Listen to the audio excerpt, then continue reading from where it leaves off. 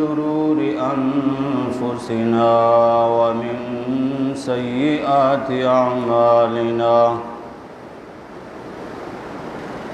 من يهده الله فلا مضل له ومن يضلله فلا هادي له شهادة أن لا إله إلا الله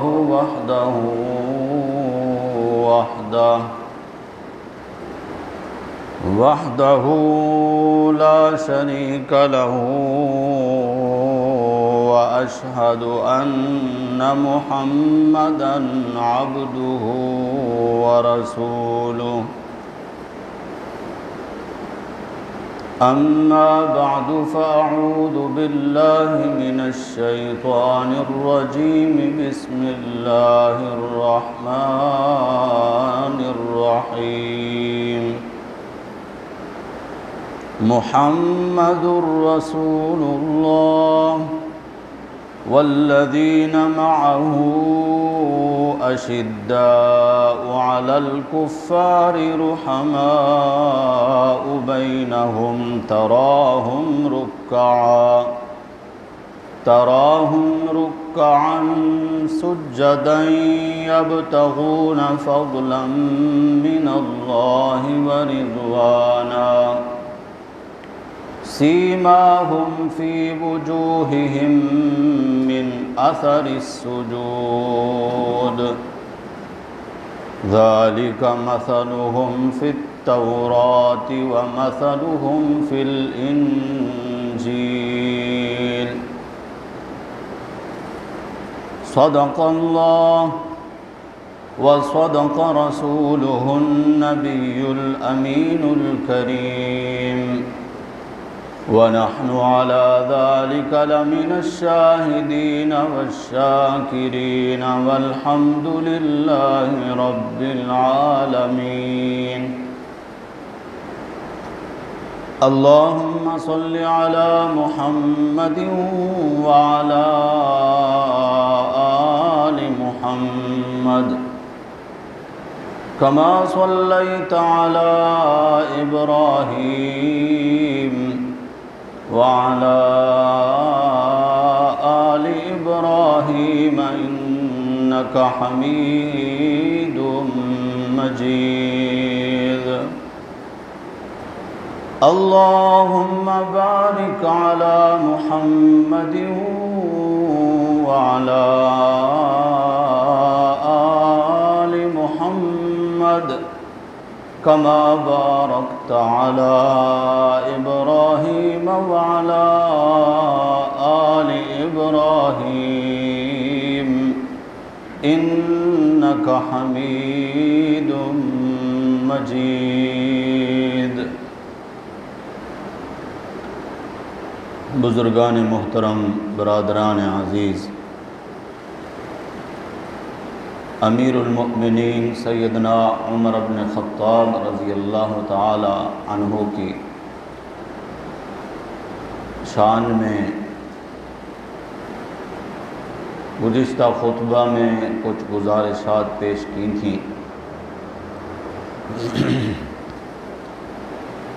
اللہ کے نبی صلی اللہ علیہ وسلم کی جو جماعت ہے یعنی صحابہ کرام، ان سے محبت ایمان کا حصہ ہے۔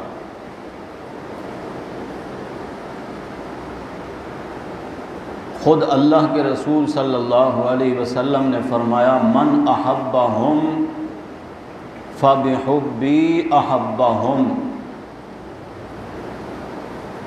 جس شخص نے میرے صحابہ سے محبت کی دراصل میری محبت کی وجہ سے ان سے محبت کی، کیونکہ ڈائریکٹ ان کے ساتھ ہمارا کوئی رشتہ نہیں، وہ چونکہ رسول اللہ صلی اللہ علیہ وسلم کے صحبت یافتہ ہیں، اس لیے جس مسلمان کو اللہ کے نبی سے محبت ہے، اللہ کے نبی کی جماعت سے بھی محبت ہے۔ اور چونکہ یکم محرم الحرام سیدنا عمر رضی اللہ تعالیٰ عنہ کا یوم شہادت ہے، اس حوالے سے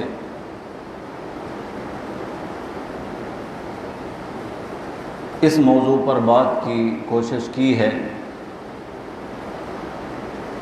حضرت عمر کے ایمان قبول کرنے کا واقعہ آپ حضرات نے سنا۔ آپ کے آنے سے بقول حضرت عبداللہ بن مسعود رضی اللہ تعالیٰ عنہ پھر اسلام بڑھتا ہی چلا گیا اور کفر دبتا ہی چلا گیا۔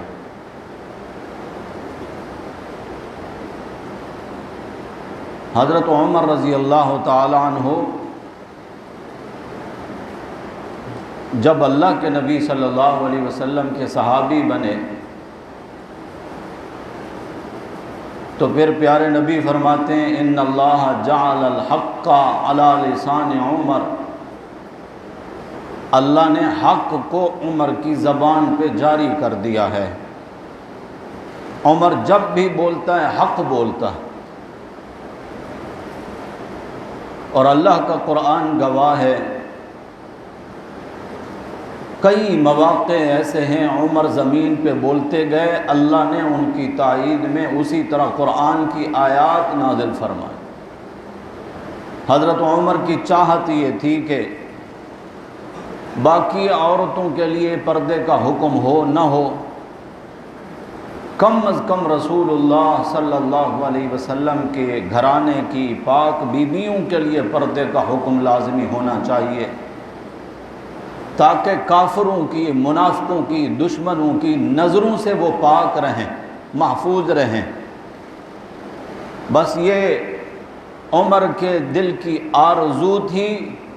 اللہ نے قرآن کی آیت میں حکم نازل فرما دیا کہ میرے نبی آپ اپنی بیویوں کو، اپنی بیٹیوں کو اور تمام مومنہ عورتوں کو حکم فرما دیں کہ جب گھر سے باہر نکلیں تو بڑی چادر اوڑھ کر پردہ کر کے باہر نکلیں۔ حضرت عمر کی رائے تھی کہ طواف کے بعد 2 رکعت نماز مقام ابراہیم پہ ہونی چاہیے۔ عمر کی آرزو کے لیے اللہ نے قرآن کی آیت نازل فرما کر حکم دے دیا واتخذوا من مقام ابراہیم مصلی۔ عمر کا دل چاہتا تھا، اللہ نے حکم دیا اب قیامت تک جو بھی حاجی، عمرہ کرنے والا، طواف کرنے والا جب بھی طواف مکمل کرے گا 2 رکعت نماز ادا کرے۔ بدر میں جو کافر قیدی بنے، چونکہ پہلی جنگ تھی، ابھی تک احکامات واضح نہیں تھے، قیدیوں کے بارے میں مشورہ ہوا کہ ان کے ساتھ کیا کیا جائے۔ حضرت عمر کی رائے یہ تھی کہ ان سب کو قتل کر دیا جائے۔ حضرت ابو بکر صدیق کی رائے تھی رضی اللہ تعالیٰ عنہ کہ ان کا فدیہ لے کر ان کو چھوڑ دیا جائے، اور اکثر صحابہ کرام کی رائے بھی یہی تھی، خود رسول اللہ صلی اللہ علیہ وسلم بھی اسی جانب مائل تھے۔ فدیہ لے کر ان کو چھوڑ دیا گیا۔ اللہ رب العزت نے تنبیہ کے انداز میں سورۃ الانفال کے آخر میں آیات نازل فرما دی کہ ایسا نہیں کرنا چاہیے تھا، ان کا خون بہنا چاہیے تھا۔ تو اس طرح میں گنتا چلا جاؤں، کئی مواقع ایسے ہیں جو حضرت عمر رضی اللہ تعالی عنہ کی رائے کے ساتھ اللہ نے قرآن کی آیات بھی نازل فرمائی۔ حضرت عمر ہی ہیں رضی اللہ تعالی عنہ جنہیں آپ صلی اللہ علیہ وسلم نے فرمایا عمر تو جس راستے سے چل رہا ہوتا ہے شیطان بھی وہ راستہ چھوڑ دیتا، شیطان بھی خوف زدہ ہو کر وہ راستہ چھوڑ دیتا ہے۔ اور حضرت عمر رضی اللہ تعالی عنہ جب اسلام قبول کر لیا تو پھر سب کچھ اسلام پر اور پیغمبر اسلام پر قربان کر دیا۔ ایک موقع پر آپ صلی اللہ علیہ وسلم کو حضرت عمر عرض کرنے لگے، یا رسول اللہ صلی اللہ علیہ وسلم، ساری کائنات سے بڑھ کر، چاہے میرے ماں باپ ہوں، میری اولاد ہو، میرے بہن بھائی ہوں، میرا خاندان ہو، میں سب سے زیادہ آپ سے محبت کرتا ہوں۔ حضور نے فرمایا اور تیری جان، یعنی جان پیاری ہے، فرمایا ابھی تک تیرا ایمان مکمل نہیں ہوا۔ تو حضرت عمر نے قسم کھا کے کہا، یا رسول اللہ آپ گواہ ہو جائیں، میرا رب جانتا ہے آج سے آپ میری جان سے بھی زیادہ مجھے پیارے ہیں۔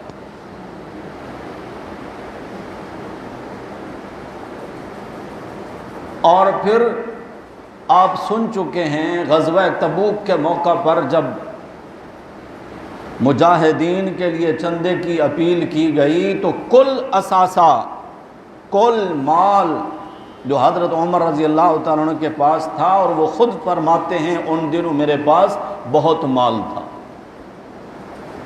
میری سوچ یہ تھی کہ آج میں اللہ کے راستے میں اس قدر دوں گا کہ ابو بکر پیچھے رہ جائے گا، کیونکہ میں جانتا تھا کہ ابو بکر کے پاس مال نہیں ہے۔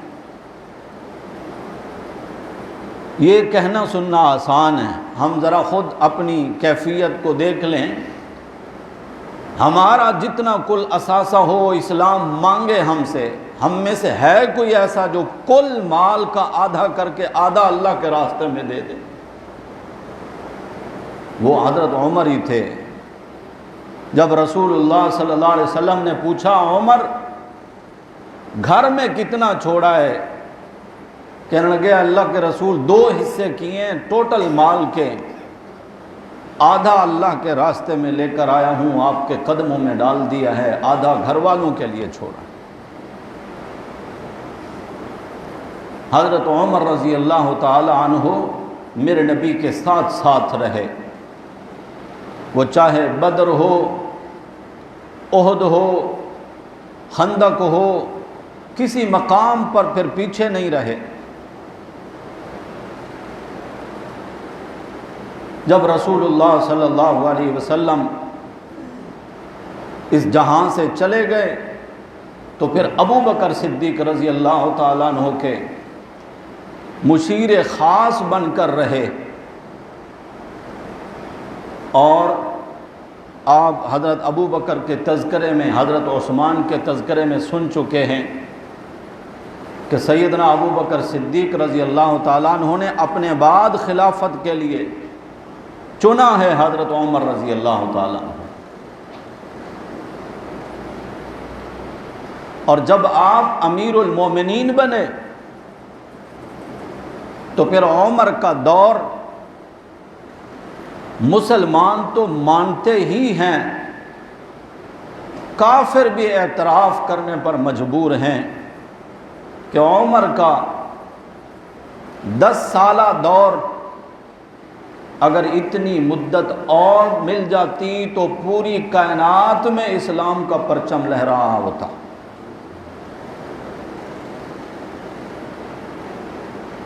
یہود نے بھی دیکھا نا کہ عمر آئے ہیں تو فتوحات ہیں کہ بڑھتی چلی جا رہی ہیں، ملکوں کے ملک فتح ہو رہے ہیں، ادھر سے مصر فتح ہو رہا ہے تو ادھر سے فلسطین اور شام فتح ہو رہا ہے، ادھر سے ایران فتح ہو رہا ہے۔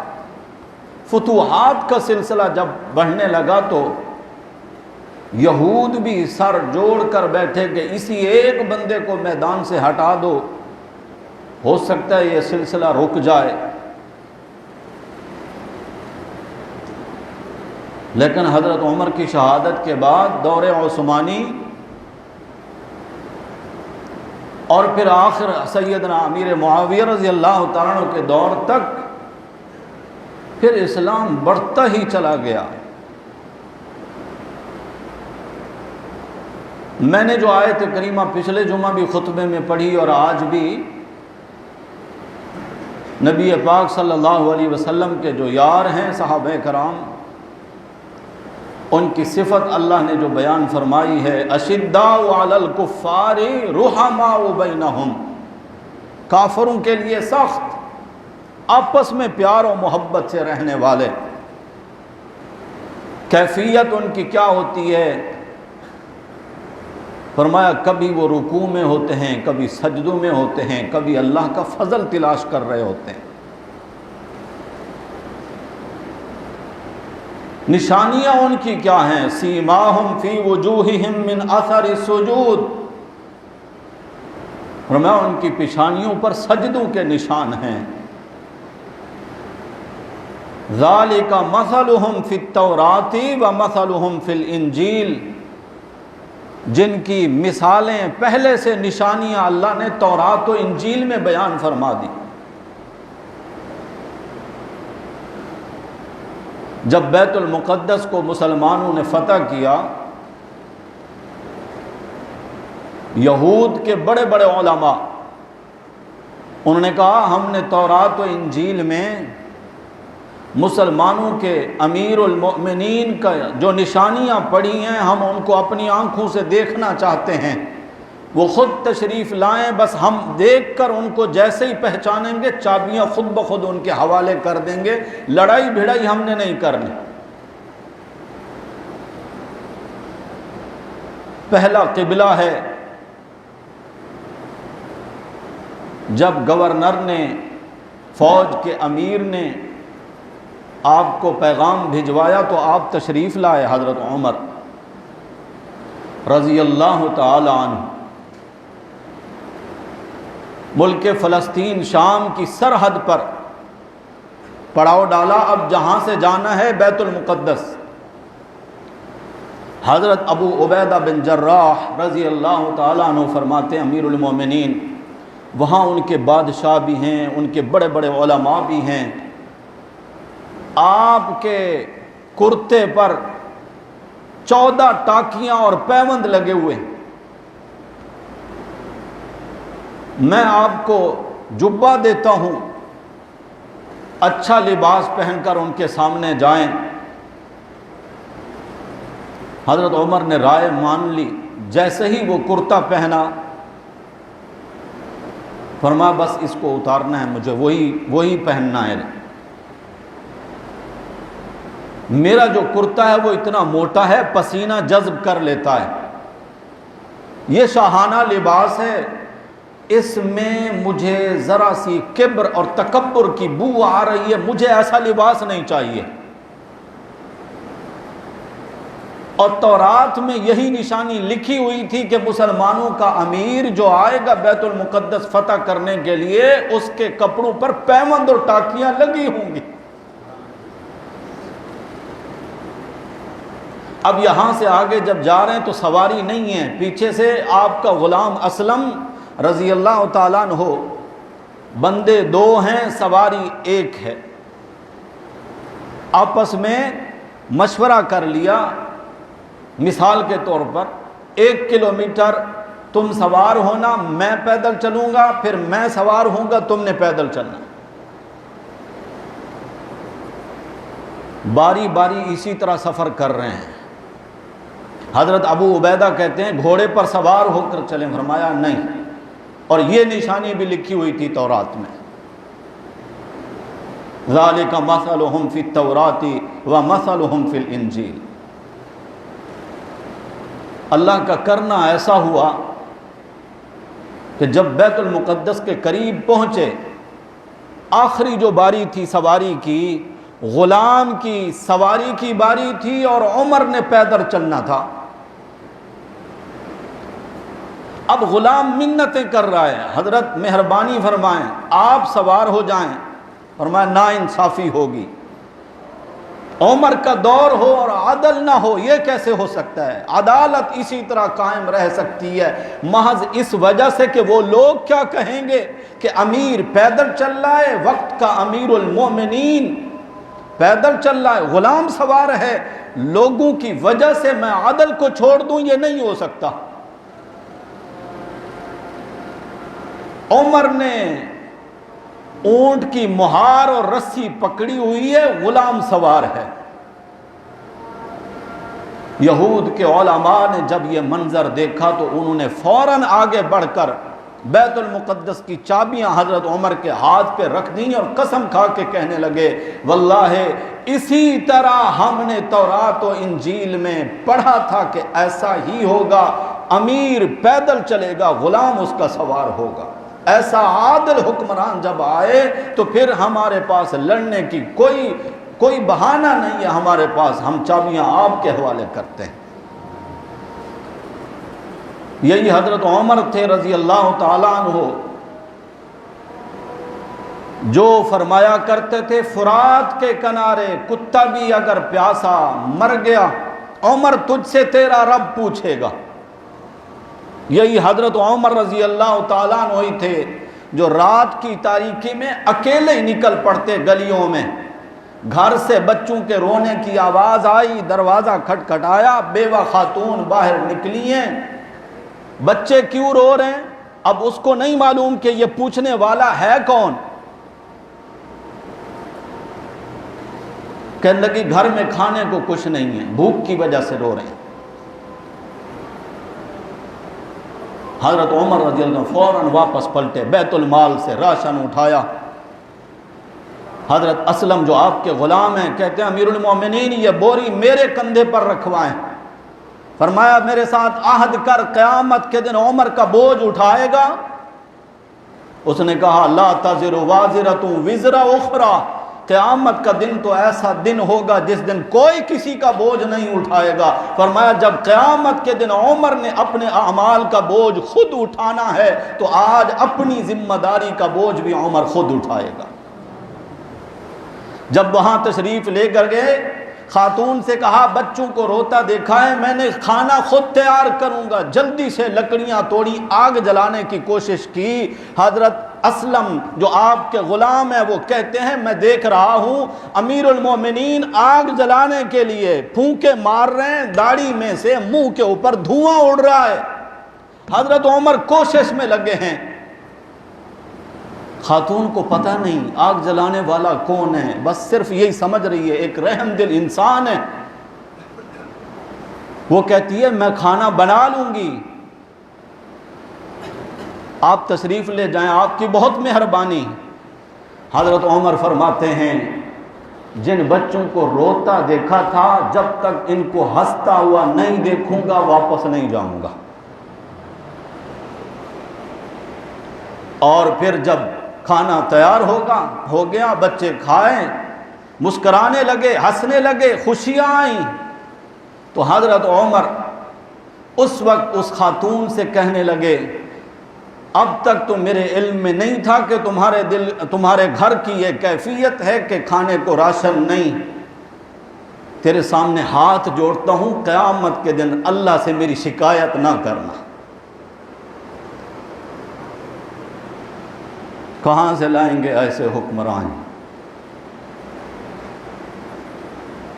ہم بھی تو عجیب قوم ہیں نا، دعا کرتے ہیں اللہ عمر جیسا عادل حکمران دے۔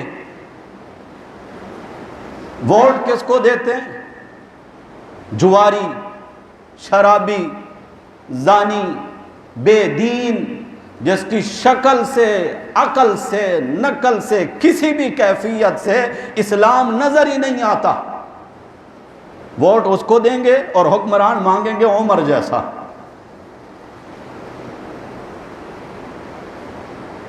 جو بوئیں گے وہی کاٹیں گے۔ یہ نہیں ہو سکتا کہ چنے کی فصل بوئی تھی اور گندم کی بھوریاں بھر کے لائیں گے، ایسا نہیں ہوتا۔ حضرت عمر رضی اللہ تعالیٰ عنہ کا دور ایسا عظیم دور، اسی دور میں آج کل چونکہ محرم کے ایام چل رہے ہیں، ہم دیکھتے ہیں کہ پیارے نبی صلی اللہ علیہ وسلم کے نواسوں کا غم منایا جا رہا ہوتا ہے، ان کے تذکرے ہوتے ہیں جن میں 90% جھوٹ بولا جاتا ہے اور 10% بھی نہیں کہا جا سکتا کہ سچ ہو۔ ہے کوئی جو پیارے نبی صلی اللہ علیہ وسلم کے اس مقدس گھرانے اور خاندان کے ساتھ جو زیادتیاں ہوئیں، تاریخ نے ان کے کردار کو، ان کی سیرت کو کیوں مسخ کیا؟ کبھی کسی نے بتایا ہے کہ حضرت حسین کی جوانی کیسی تھی اور حضرت حسن کی جوانی کن کاموں میں گزری ہے؟ آپ جہاں بھی جا کر سنیں گے، کتابوں میں پڑھیں گے، آپ کو 5-6 سال کا حسن اور 5-6 سال کا حسین رضی اللہ تعالیٰ عنہ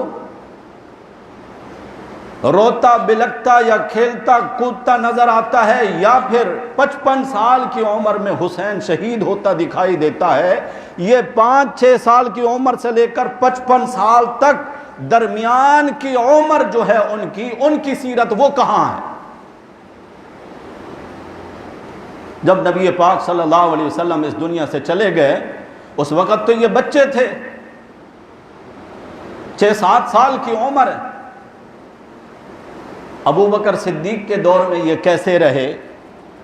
عمر فاروق رضی اللہ تعالیٰ کے 10 سالہ دور میں ان کی کیا کیفیت تھی؟ یہ شہزادے حضرت عثمان رضی اللہ تعالیٰ کے دور میں کس طرح رہے؟ سنا ہے کبھی؟ بتاتا ہے کوئی؟ بتائیں تو کیسے بتائیں؟ پھر تو بتانا پڑے گا نا، ہر ایک بات بتانی پڑے گی۔ پھر بتانا پڑے گا کہ عمر کے دور میں جب ایران فتح ہوا، کسرا جو وہاں کا بادشاہ تھا، وقت کی سپر پاور، وہاں کے بادشاہوں کے مال غنیمت میں ان کے لباس اور بہت ساری چیزیں آئیں۔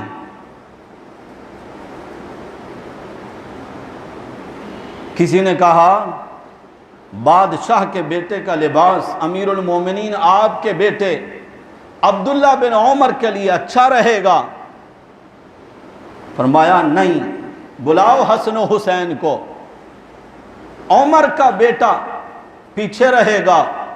حسن و حسین سیدہ شباب اہل الجنہ، جنتی نوجوانوں کے سردار حسن و حسین جو جنت میں بھی شہزادے ہوں گے، آج دنیا میں بھی ہم شاہی لباس انہی کو پہنائیں گے۔ پھر تو بتانا پڑے گا نا ان شہزادوں کے ساتھ صحابہ کی محبت کو، کہ حسن و حسین آتے ہیں، ابو ہریرہ جلدی سے دوڑ کر جاتے ہیں، اپنی چادر سے ان کے جوتے صاف کرتے ہیں کہ یہ پیغمبر صلی اللہ علیہ وسلم کی نشانیاں ہیں، ان کے آپ صلی اللہ علیہ وسلم کے نواسے ہیں، یہ وہ 2 سردار ہیں جن کو حضور محبت میں سونگھا کرتے تھے اور فرماتے تھے ہما ریحانتا فی الدنیا، یہ میری دنیا کی خوشبو ہیں۔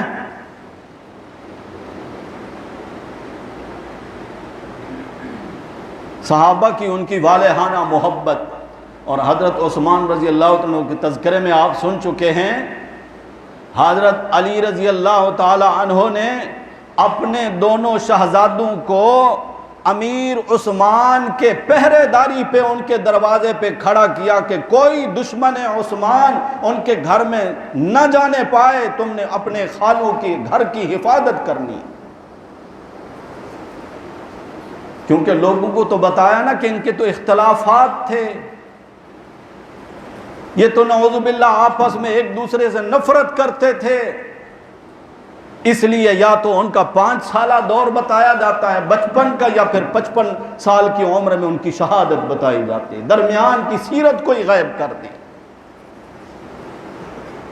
درمیان کی سیرت بتائیں تو پھر پتہ چلے گا کہ عثمان غنی رضی اللہ تعالیٰ عنہ کے دور میں سب سے پہلا وہ بحری لشکر جس نے سمندری راستے سے قسطنطنیہ پہ حملہ کیا، اس لشکر میں فوج میں ایک عظیم سپاہی کا نام حسین بھی ہے، وہ بھی جہاد کرنے کے لیے اس لشکر میں نکلے ہیں، کیونکہ رسول اللہ صلی اللہ علیہ وسلم نے فرمایا تھا جو لشکر سب سے پہلے قسطنطنیہ پہ حملہ کرے گا اللہ نے اس لشکر کی مغفرت کر دی۔ اس مغفرت والے انعام کو لینے کے لیے کئی صحابہ کرام آگے بڑھے تاکہ ہمیں وہ مغفرت والی پیشین گوئی جو رسول اللہ صلی اللہ علیہ وسلم بڑا عرصہ پہلے فرما کر اس دنیا سے چلے گئے ہیں، ہم بھی اس خوشخبری کا مصداق بنیں۔ ان کی زندگیاں تو اس طرح گزری ہیں، محبتوں میں، رحماء بینہم، آپس میں محبتیں۔ کس طرح محبتیں؟ حضرت علی رضی اللہ تعالیٰ عنہ بی بی فاطمہ کی وفات کے بعد آپ نے اور نکاح کیے، بیٹا پیدا ہوا۔ صحابہ نے پوچھا علی بھائی ماشاءاللہ مبارک ہو، بیٹا ہوا ہے، نام کیا رکھا ہے؟ فرمایا وہی نام رکھا ہے جو کائنات میں سب سے زیادہ حسین نام ہے، محمد نام رکھا ہے صلی اللہ۔ اتنا بھی بے حس نہیں بنا کرو، اتنا بھی سو کر نہیں سنا کرو کہ آپ پھر اڑ ہی جاتے ہیں کہ بھئی صرف ساری ذمہ داری خطیب صاحب کی ہے، امام صاحب کی ہے۔ کیا نام رکھا ہے؟ صلی اللہ۔ کبھی سنا ہے کہ علی کے بیٹوں کے نام محمد بھی ہیں؟ جس سے بھی سنو کہ حسن و حسین ان کے بیٹے ہیں۔ کون بتائے کہ علی کے 18 بیٹے؟ بتائیں تو پھر بہت سارے سچ بولنے پڑیں گے۔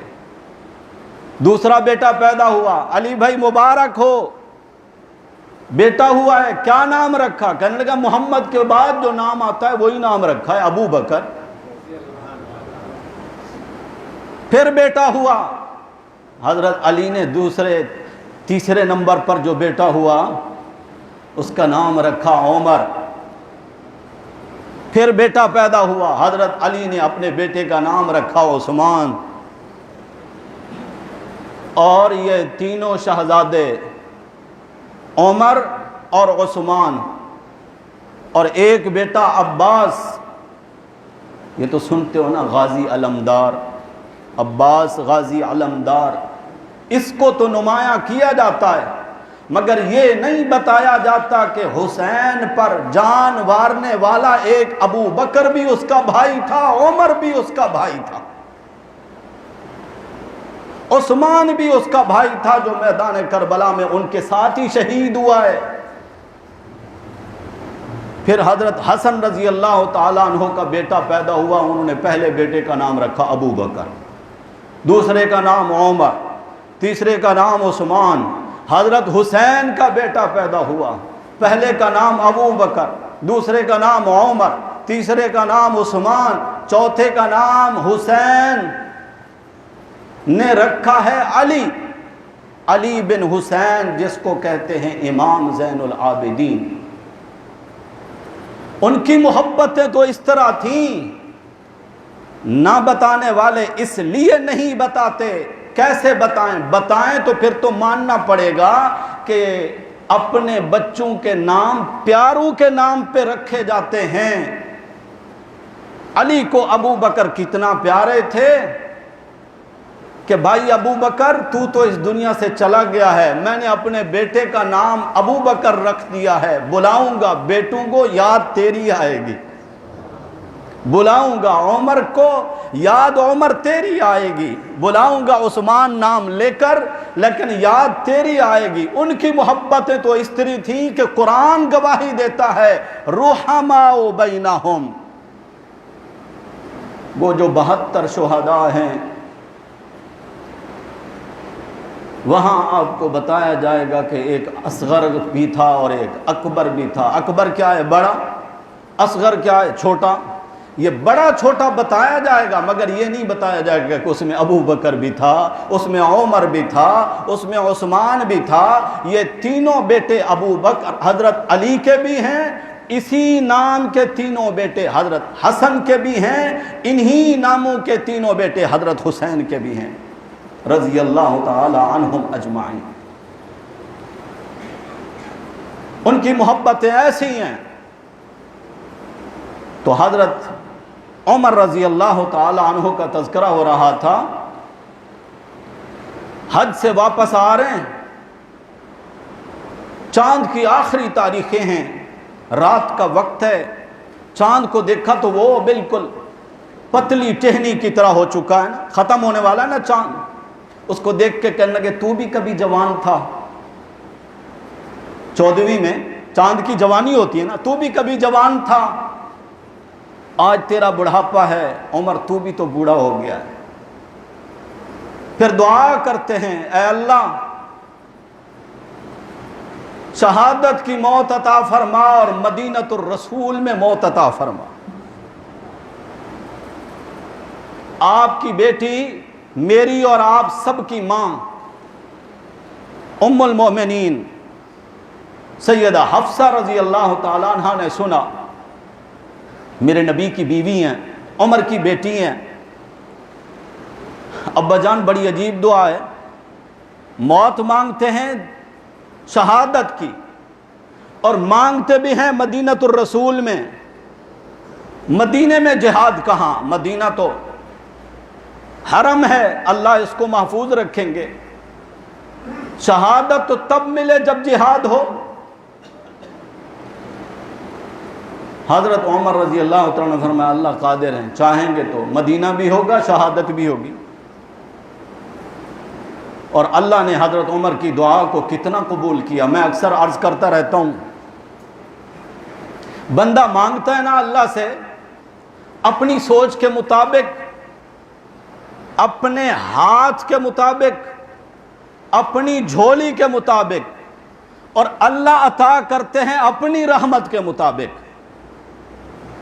اللہ کے ہاتھ سے بڑے ہاتھ بھی کسی کے نہیں۔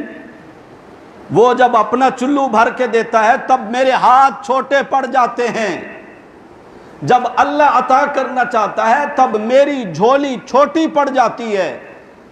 اللہ نے فرمایا عمر تو نے 2 چیزیں مانگی ہیں، میں 2 مزید عطا کروں گا جس کا تصور بھی تیرے ذہن میں نہیں ہوگا۔ تو نے درخواست کی ہے اللہ شہادت کی موت دے، مدینۃ الرسول میں دے، میں شہادت بھی دوں گا، مدینے میں دوں گا، نبی کے مصلی پر دوں گا، اور تیری تدفین بھی نبی کے روضہ اطہر میں کراؤں گا۔ یہ 2 چیزیں تو حضرت عمر نے نہیں مانگی تھی نا، کہ مسجد نبوی شریف ہو، نبی کا مصلی ہو اور مجھے شہادت ملے، اور یہ بھی نہیں مانگی تھی کہ اللہ نبی پاک صلی اللہ علیہ وسلم کی قبر اطہر کے ساتھ میری بھی قبر بنے، یہ مانگی نہیں تھی۔ اللہ نے فرمایا تو نے مانگا ہے اپنی سوچ کے مطابق، میں عطا کروں گا اپنی رحمت کے مطابق۔